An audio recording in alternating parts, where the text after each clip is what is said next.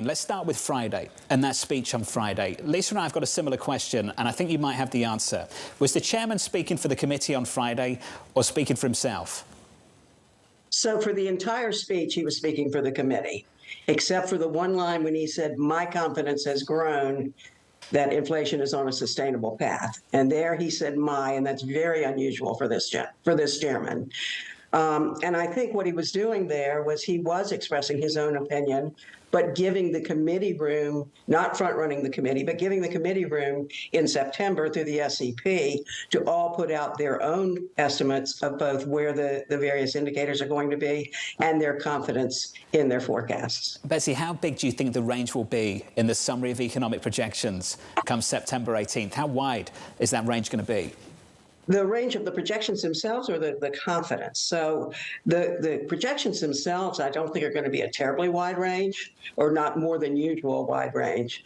But what I'm really watching for is the confidence, and particularly the confidence in the inflation forecast. So in the June projections, there were just one or two participants who had actual normal confidence in their projections. All the rest of them said more uncertainty than usual. So that's the confidence piece that I'll be looking for.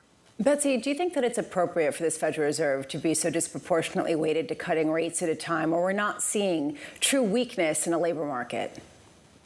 Well, cutting rates is right now only reducing the amount of tightness. It's not in any way becoming stimulative. And so I think it is appropriate to begin that, but I think they'll go fairly slowly and feel their way along. The one piece that I don't think there's consensus on is what is the level of neutral? What is the neutral level of interest rates, those that are neither stimulative nor restrictive? And I think they'll be feeling their way along to that point. They also didn't really resolve the other issue, which was the theme of the whole conference, which was how much was monetary policy responsible for bringing down inflation and how much could it be responsible for preventing some sort of downside to the labor market in general. I mean, did we get any answers to some of the bigger questions other than simply a Fed chair who came out and said, yes, we're going to cut rates, we're going to start the process, and we could potentially cut a lot? So actually, I think he did address that question. The piece that he talked about is the importance of inflation expectations. And what I heard him say was, yes, we were wrong on transitory. Once we realized we were wrong, we acted.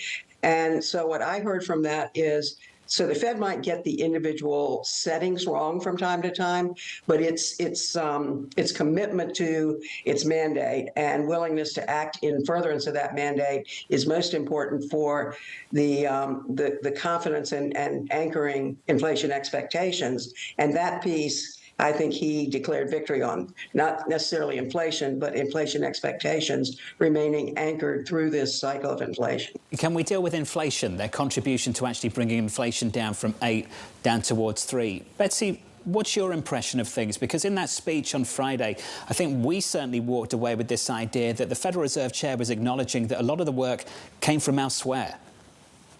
Well, this was a supply-side driven inflation anyway. So all of the work was on the supply side, which the Fed can't really affect. All the Fed could do was hold demand in check as best it could while supply caught up. And that's true for the labor market as well as the goods market.